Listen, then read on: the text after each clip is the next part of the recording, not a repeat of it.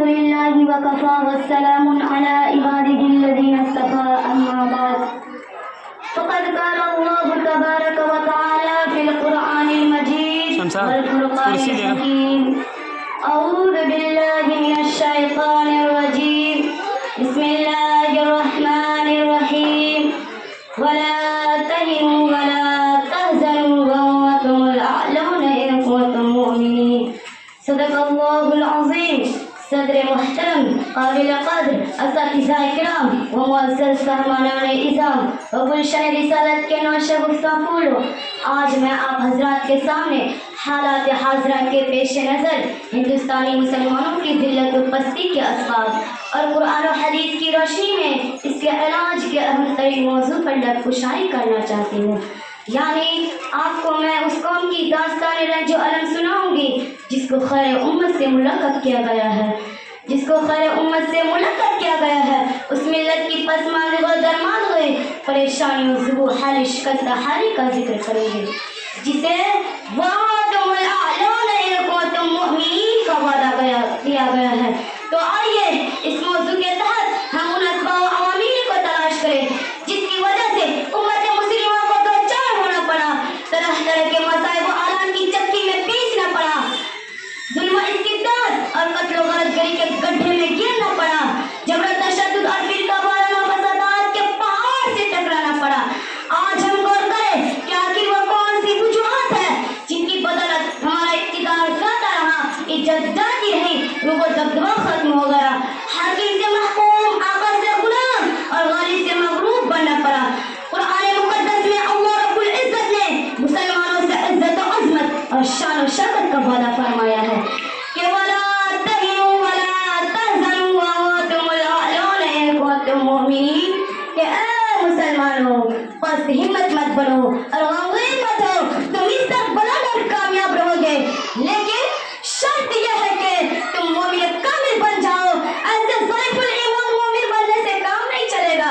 بلکہ ہمارے پہاڑ کی طرح اپنے ایمان و یقین کو ٹھوس بنانا ہوگا، ایمان کی حالت اور چاشنی اور مٹھاس اپنے اندر پیدا کرنا ہوگا، تب جا کر تمہیں عزت و شرافت حاصل ہوگی، سربلندی و کامیابی حاصل ہوگی، عظمت و شوکت نصیب ہوگی اور زمانے میں تم جدار جاؤ گے، کامیابی و کامرانی تمہارے قدم چومے گی. حضرات، اللہ تبارک و تعالیٰ کے وعدے کے مطابق پھر آج کیا وجہ ہے کہ مسلمانوں کو عزت و شرافت حاصل نہیں، سیادت و قیادت حاصل نہیں، حکومت و ریاست حاصل نہیں، جوانی و حکمرانی کا منصب حاصل نہیں، امامت و سیاست حاصل نہیں، امارت و فراست حاصل نہیں؟ اس کا جواب یہ ہے کہ آج مسلمان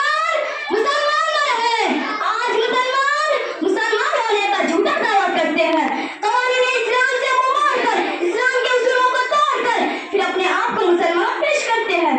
آج مسلمان اسلام کے تمام زبانوں سے عارف خارے ہو کر قارئ مذلت کی سزا بھگت رہے گا، قرآن کو بالائے طاق رکھ کر ذلت و رسوائی کی زنجیر میں جکڑے ہوئے گئے، سنت نبوی سے منہ موڑ کر در در کی ٹھوکریں کھاتے پھر رہے گئے. ایک در کو اسے ٹھکرایا تو آج سارے دروں سے انہیں ٹھکرایا جا رہا ہے. ایک خدا کی چوکھٹ سے اس نے روگردانی کی تو آج تمام مخلوقیں خدا کے سامنے ہاتھ پھیلا رہے گا. ایک خدا کے روٹنے سے ساری دنیا ان سے روٹ گئی. آج پورے ہندوستان کا جائزہ لیجیے کہ آج ہندوستان کے گوشے گوشے میں مسلمانوں کا ظالمانہ قتل عام ہو رہا ہے، غارت گری، لوٹ مار اور فتنہ و فساد کا کالا بادل پوری طرح پھوٹ چکا ہے. آج یہ تنگ نظر دنیا مسلمانوں کو غنیمت سمجھ کر اسے ہر موڑ پر دبانے کی کوشش کر رہی ہے، ہر طرح اسے ستایا اور آزمایا جا رہا ہے. کئی جبر و تشدد کے ہتھیار سے اس کے جگر کو ٹکڑے ٹکڑے کیا جا رہا ہے. کئی فرقہ وارانہ فسادات کے ذریعے رنگوں کے بجائے مسلمانوں کے خون سے ہولیاں کھیلی جا رہی ہے. کہیں اس کے معصوم بچوں کو تہہ تہہ کر کے اسے تڑپایا جا رہا ہے، کہیں اس کی بہو بیٹیوں کی عصمت گری کر کے اسے ذلیل و خوار کیا جا رہا ہے. تاغیر چلتی ہے تشدد کی فضا چاہتی ہے کہ تاغیر چلتی ہے تشدد کی فضا چاہتی ہے تو وہ زنجیر کے شوروں پہ باہر آتی ہے. کتنے بچوں کے بلکنے کی آواز آتی ہے، کتنی ماؤں کے سسکنے کی آواز آتی ہے. اے لوگوں، میں آپ سے یہ پوچھنا چاہتی ہوں، یہ وہی ہندوستان ہے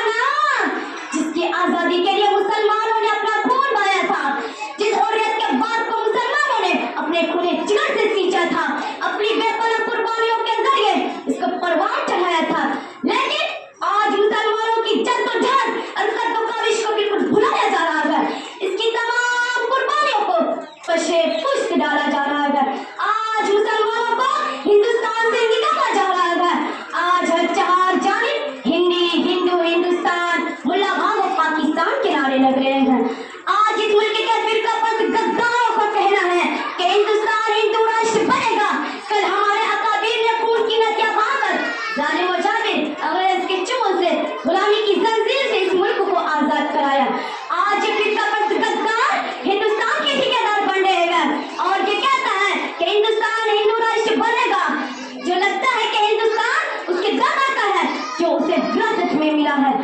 جب گلستان کو خون کی ضرورت پڑی کہ جب گلستان کو خون کی ضرورت پڑی تو سب سے پہلے ہماری ہی گردن کٹی. پھر بھی کہتے ہیں ہم سے یہ اہل چمن، یہ چمن ہے ہمارا تمہارا نہیں. آج مسلمانوں کی نسل کشی ہو رہی ہے تاکہ اسلام اور قرآن کا نام و نشان اس دھرتی سے مٹ جائے. آج میں ہندی کی چندی کر کے، اردو کی سردو کر کے، انگریزی کی انگریزی کر کے اور بال کی کھال نکال کر پوری دنیا کو ایک تازہ خبر سے متعلق کر دینا چاہتی ہوں. آج اس ملک کے فرقہ پرست غدار اور گنڈ اور دہشت گردوں کا یہ کہنا ہے کہ میں مسلم عورتوں کی عصمت دری کر کے اس کو اس لیے قتل کر دیتا ہوں تاکہ اس سے مسلم نوجوان پیدا نہ ہو، کیونکہ مجھے اس کے چہرے میں محمد بن قاسم کی عزم و استقامت، غوری کی غیرت و حمیت اور صلاح الدین ایوبی کی فراست ایمانی نظر آتی ہے. ملت اسلامیہ کے نوجوان دوستوں اور بزرگوں، یقیناً ان سوالوں کا جواب اس دن ہم سے تو نہیں مل پائے گا.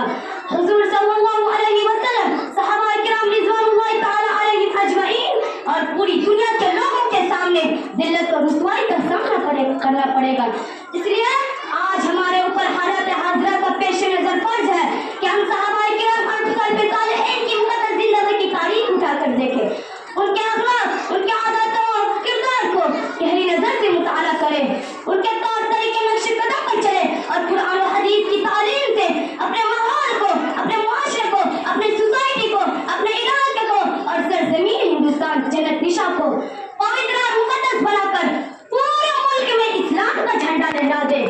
اب میں اس شعر کے ساتھ اپنی تقریر کو ختم کرتی ہوں کہ بتوں کے شہر میں جا کر خدا کا نام لکھ دینا، کہ بتوں کے شہر میں جا کر خدا کا نام لکھ دینا، جہاں پر کفر لکھا ہو وہاں اسلام لکھ دینا،